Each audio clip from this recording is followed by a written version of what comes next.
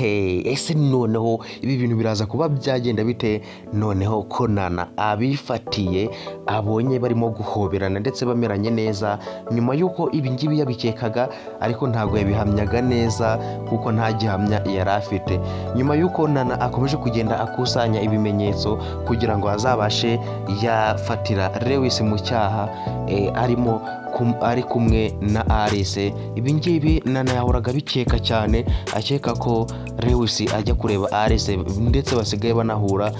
Ubwo yanabimubazagaho Alice ari kumubaza ko yabahura na Alice yaramutsembeye. Lewis aramubwira ati Alice ntago ngewe ngihura nawe atugahangara ukambwira ibyo bintu, ariko ngira ngo Nana we ibi ngibi yabaga ari kubikeka cyane kuko yarabibonaga ukuntu Lewis yahoraga ajijisha n'ukuntu Tricia ibintu by'ubukwe ari we wabikundaga cyane, akaba yari arimo kuvuga ngo babyegeze imbere. Ngira ngo ibi ngibi byose uyu mukobwa Nana yari yarabiketse ndetse ubu ngubu amaze kuba yafata Lewis ari kumwe na Alice, ariko ntabwo bigeze bamubona. Ese ko mubonye ko amaze kuba yababona ndetse akaba yanabafotoye amafoto akaba yayajyanye ndetse akaba yanayeretse mama we akaba yakaniye arimo kuvuga ati Alice ari buze kuba yambona. Ese none muratekereza ari igiki kigiye kuba kuri Alice ko tubona ko mama Lewis yarunguye arimo kwibaza ukuntu Lewis yabakunda abakobwa babiri, ariko nanamwumvise ukuntu amubwiye ati se urumva yakunda abakobwa babiri bigakunda.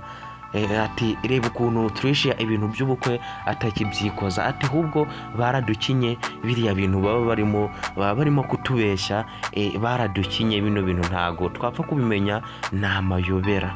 Ese ibi bintu bizaba byagenda bite ko twumvise ukuntu ahamagaye ba bantu yatereje afite umujinya mwinshi akababwira ati kuki mutari mwamugeraho ngo mube mwamukura mu nzira, ati mutegereje iki, ati kandi ngiye mama Lewis ntago munzi, ati mwakora ibintu mukabikura mu nzira, ati amafaranga yanjye nabahaye murabona nanayabahereye umurimbo. Ese Alice noneho muratekereza ari igiki kigiye kuba cyamubaho ko tubona ko mama Lewis yakaniye cyane ibintu bikomeje kugenda bigorana guys. Ese ibi bintu muratekereza bizaba byagenda bite ko tubona ko bikomeje kugenda bihindura isura, ibintu bikaba bikomeje kugenda bigorana, bizaba byagenda bite guys? Reka nkusabe kugira ngo ukande subscribe niba utari wayikanda ndetse ufungure inzogera kugira ngo upload zacu zijye zikugeraho ku gihe, dukomeze kugenda twiganirira kuri filime yacu The Homeless Girl, ibintu birushaho kuba byagenda neza, turushaho kugenda dusobanukirwa akantu ku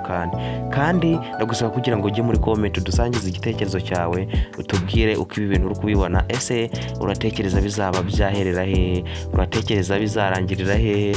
Ndagira ngo ujye muri comment ubitubwire neza, utubwire ukuntu utekereza bizaba byagenda. Reka mbashimire mwebwe mwakomeje kubana natwe hano muri kiganiro, nkwibutse niba utari wakanda subscribe ndetse uyikande kandi wibuke gukanda na like. Ciao ndabakunda cyane naho utaha.